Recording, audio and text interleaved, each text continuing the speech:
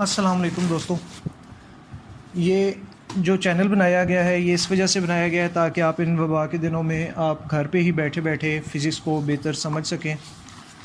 तो हम जो पहला लेक्चर्स अपना तैयार कर रहे हैं वो तैयार कर रहे हैं आपकी जो सेकंड ईयर की फ़िज़िक्स है फेडरल बोर्ड में जो इस वक्त यूज़ हो रही है खैबर पख्तूनख्वा की, वो और उसमें जो फ़र्स्ट चैप्टर है वो है इलेक्ट्रोस्टैटिक्स और उसका आज हम फर्स्ट आर्टिकल जो 11.1 है प्रॉपर्टीज़ ऑफ चार्ज उसको स्टडी करेंगे।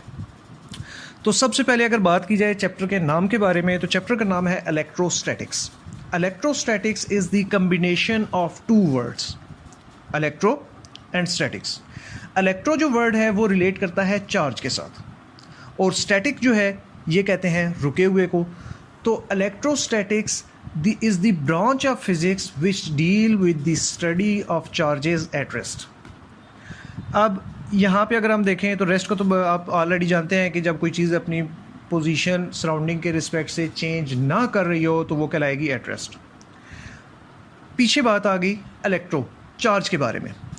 तो आज हम इस लेक्चर में जो सिर्फ और सिर्फ चार्ज की हिस्ट्री, चार्ज कैसे डिस्कवर हुआ, चार्ज के बारे में कैसे पता लगा, चार्जेस की क्या क्या नेचर्स होती हैं और उसके बाद इसकी प्रॉपर्टीज़ के बारे में हम स्टडी करेंगे। तो चार्ज की अगर हिस्ट्री के बारे में देखा जाए तो इंसान की ये कोशिश रही है कि अपने इर्द गिर्द होने वाले जो वाक़यात हैं उनकी वजूहात देखे, उनको फर्दर देखे कि इसमें कौन कौन से प्रिंसिपल्स हो रहे हैं, ये क्यों होता है और इसको हम कैसे अपनी डेली लाइफ में इम्प्लीमेंट कर सकते हैं या इससे हम क्या क्या फ़ायदे उठा सकते हैं। तो जो इलेक्ट्रो से रिलेटेड हमारे पास फिनोमेनास थे जो डेली लाइफ में ऑब्ज़र्व होने वाले थे, जिसमें लाइटनिंग है जो बादल चमकते हैं, या सेंट एल्मोस फायर है जो कि बेसिकली एक प्लाज्मा कलर्ड प्लाज्मा या एल्यूमिनेटेड प्लाज्मा जो है वो जनरेट होता है बाय द कोरोना डिस्चार्ज। खैर ये तो शायद आपने ना सुने हो, लेकिन चार्ज की बेसिकली जो वजह बनी कि चार्ज इन्वेंट कैसे हुआ, चार्ज को स्टडी क्यों किया गया, उसकी जो बेसिक वजह है वो है amber effect. Amber effect basically क्या है कि हमारे पास एक मटेरियल है एम्बर, ये फोसिलाइज्ड राइजन है और ये, या बहुत आसान अल्फाज में समझना चाहें तो ये एक ऐसी नेचुरल प्लास्टिक है जो हमें दरख्तों से मिलती है। और इस प्लास्टिक का इस्तेमाल क्या है कि इस प्लास्टिक के थ्रू हम ज्वेलरी बना सकते हैं और डिफरेंट इसके अदर यूजेस हैं। तो एम्बर इफ़ेक्ट बेसिकली क्या है कि जब एम्बर को कपड़े के साथ रब किया जाता था तो स्पार्क्स भी प्रोड्यूस हो जाते थे। या अगर जो एम्बर, एक और इफ़ेक्ट जो ऑब्ज़र्व किया गया वो ये है कि जब पुराने वक्तों में महफ़िलें होती थी उसमें इंटरटेनमेंट का प्रोग्राम होता था, जिस तरह आजकल कोई जानवरों को के थ्रू इंटरटेन करते हैं, तो तब जो है वो एम्बर को रब करके और फ्रॉग यानी मेंढक के साथ टच किया जाता था और मेंढक को शॉक लगते थे और मेंढक बहुत ज़्यादा उछलता था, लोग इंटरटेन होते थे। तो ये सोचा गया कि एम्बर में ऐसी क्या ख़ास बात है कि इसने स्पार्क या किसी चीज़ को शॉक प्रोड्यूस किया। तो तब साइंटिस्ट ने ये चीज़ ऑब्ज़र्व की कि ये एम्बर में ही कोई ऐसी ख़ास बात है जिसकी वजह से ये शॉक प्रोड्यूस करता है। तो एम्बर को ग्रीक में इलेक्ट्रॉन कहा जाता है। यहाँ से बेसिकली इलेक्ट्रिक का वर्ड निकला और इलेक्ट्रॉन का वर्ड निकला। तो अभी तक हमें सिर्फ इलेक्ट्रॉन के बारे में पता है, चार्ज के बारे में नहीं पता। ये ही चीज़ आगे फर्दर इसको स्टडी किया गया और 1746 में बेंजामिन फ्रैंकलिन ने जब ये इसी चीज़ को इन्वेस्टिगेट कर रहा था तो तब उसने ये देखा कि जब पहले तो एम्बर को रब किया जाता था, अब उसने जब ग्लास रॉड को या ग्लास के एक ऑब्जेक्ट को जो है वो किसी क्लॉथ के साथ रब किया तो इसमें भी कुछ अजीब सी प्रॉपर्टीज़ आ गई, लेकिन ये प्रॉपर्टीज़ एम्बर की प्रॉपर्टीज से डिफरेंट थी, बल्कि डिफरेंट क्या बिल्कुल ऑपोजिट थी। तो फिर उसने कहा कि इसका मतलब है कि ये जब चीज़ों को रब करते हैं तो ये एक तरह के बिहेवियर नहीं बल्कि दो तरह के बिहेवियर शो करते हैं और ये दोनों बिहेवियर एक दूसरे से बिल्कुल ऑपोजिट हैं। तो बिल्कुल ऑपोजिट होने की वजह से एक को पॉजिटिव कह दिया, एक को नेगेटिव कह दिया, यानी लेट्स सपोज जो एम्बर है उसको नेगेटिव कह दिया और जो ग्लास की प्रॉपर्टीज एक्वायर हो रही थी उसको पॉजिटिव कह दिया और इनको कलेक्टिवली चार्ज का नाम दे दिया कि इस पे जो एक ख़ास चीज़ आ रही है वो चार्ज आ रहा है जो कि एक है नेगेटिव तरह का, एक है पॉजिटिव तरह का। तो यहाँ से बेसिकली चार्ज के बारे में स्टडी शुरू हो गई।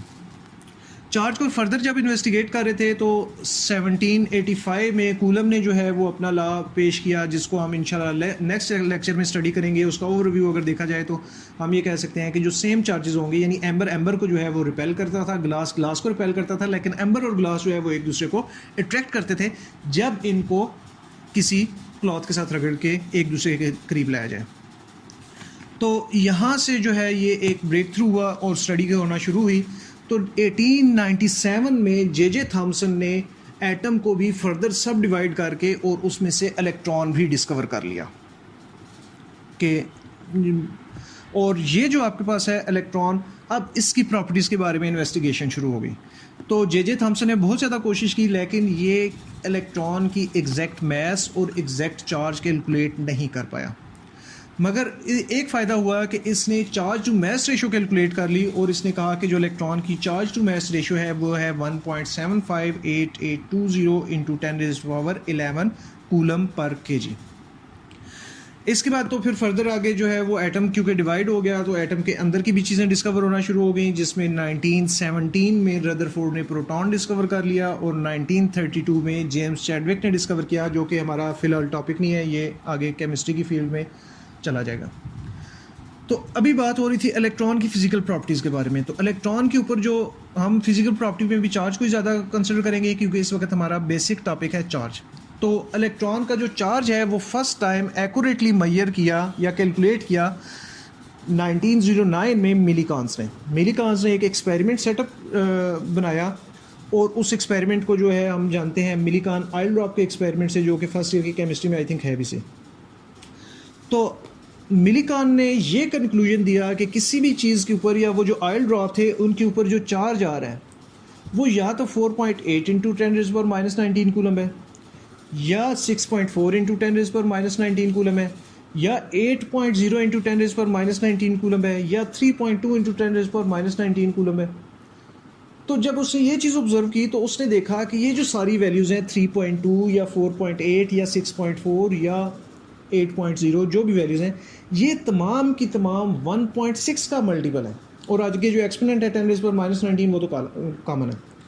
तो उसने ये कहा कि इसका मतलब ये है कि इसमें से इलेक्ट्रॉन निकलते हैं, और अगर किसी चीज़ में से एक इलेक्ट्रॉन निकला तो चार्ज आया 1.6 10⁻⁻19 कूलम, 2 निकलने के केस में 3.2 और आगे सेम एक्सपोनेंट, 3 निकलने के केस में 4.8 और आगे सेम एक्सपोनेंट।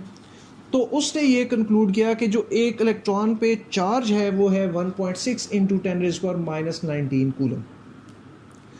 अब फर्दर हम देखते हैं कि किसी भी चीज़ के ऊपर चार्ज क्यों आता है। किसी भी चीज़ के ऊपर चार्ज इस वजह से आता है कि जब अगर हम एम्बर की या वो ग्लास की एग्जांपल लेते हैं, तो जब एम्बर को क्लॉथ किसी के साथ रब किया जाता था तो उसमें क्या होता था कि एक चीज़ में से इलेक्ट्रॉन निकलते थे और दूसरी चीज़ में एंटर हो जाते थे, क्योंकि एटम एक दूसरे से टकरा रहे हैं रबिंग के दौरान। तो एक एटम में से इलेक्ट्रॉन निकले और दूसरी चीज़ में चले गए, जिस चीज़ में से इलेक्ट्रॉन निकल गए उसके ऊपर पॉजिटिव चार्ज आ गया, और जिसके अंदर इलेक्ट्रॉन पेनिट्रेट कर गए उसके ऊपर नेगेटिव चार्ज आ गया। अब हम चार्ज की कुछ प्रॉपर्टीज़ के बारे में डिस्कस करते हैं। तो चार्ज बेसिकली एक इंट्रिंसिक प्रॉपर्टी है, यानी पार्टिकल के साथ बाय बर्थ एसोसिएट इलेक्ट्रॉन है तो उस पर नेगेटिव बाय बर्थ ही है। जैसे इलेक्ट्रॉन क्रिएट हुआ उसकी इलेक्ट्रॉन की पैदाइश के साथ ही उसके ऊपर नेगेटिव आ गया। प्रोटॉन है तो उसके साथ इसी तरह पॉजिटिव आ गया। तो ये एक इंट्रिंसिक प्रॉपर्टी है, और इस प्रॉपर्टी की वजह से ये दूसरी चीज़ों को इन्फ्लुएंस कर सकते हैं, उनके ऊपर फोर्स लगा सकता है। और फिर जो है वो हमें ये भी पता लग गया कि जो सेम चार्जेस हुआ करेंगे वो एक दूसरे को रिपेल करेंगे, पॉजिटिव को या एम्बर को, और ग्लास को रिपेल करेगा। जबकि जो ऑपोजिट चार्जेस होंगे वो एक दूसरे को अट्रैक्ट करेंगे, यानी अगर एक एम्बर को और ग्लास को हम क्लॉथ के साथ रब करें और एक दूसरे के करीब लाएं तो ये एक दूसरे को अट्रैक्ट कर लेंगे।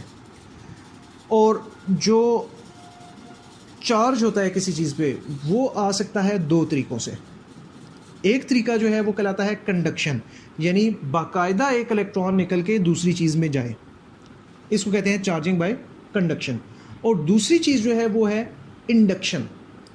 कि इंडक्शन को समझने के लिए हम यूँ कंसिडर करते हैं कि लेट्स से हम अगर समझना चाहें तो लेट्स सपोज कि हमारे पास एक ग्लास रॉड है, उसको हमने क्लॉथ के साथ रब किया और हम फ़र्ज़ करते हैं कि ग्लास के ऊपर पॉजिटिव चार्ज आ गया।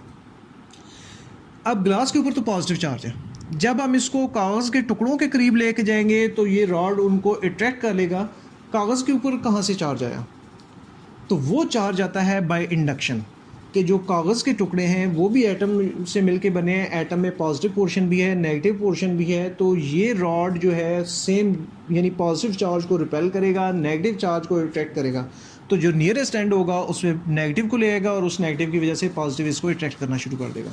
तो इसका मतलब है कि किसी इंसुलेटर पे एक एंड पे जो है वो पॉजिटिव चार्ज आ गया, दूसरे एंड पे नेगेटिव चार्ज आ गया, और ये जो चार्ज आया ये किस तरह आया? ट्रांसफ़र से नहीं आया बल्कि इंडक्शन से आया।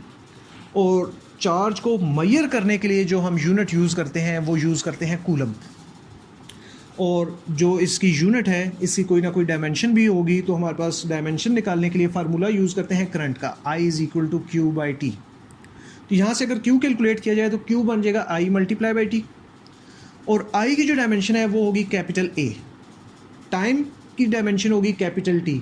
तो इसका मतलब है कि कूलम की जो डायमेंशन बनेगी वो बनेगी A × T। यहाँ पे हमारा ये लेक्चर जो है वो इंशाल्लाह एंड हो जाएगा, और नेक्स्ट लेक्चर जो है वो हम इंशाल्लाह नेक्स्ट में स्टार्ट करेंगे। अगर आपको लेक्चर पसंद आया हो तो लाइक करें, सब्सक्राइब करें, शेयर करें, और ताकि जितने ज़्यादा लोग देखेंगे, जितना ज़्यादा आपका अच्छा रिस्पांस आएगा, इंशाल्लाह मैं उतने ही अच्छे अंदाज से और बाकी लेक्चर भी प्रिपेयर कर सकूँगा और आपको और ज़्यादा इंशाल्लाह अच्छा समझा सकूँगा। अल्लाह हाफिज़।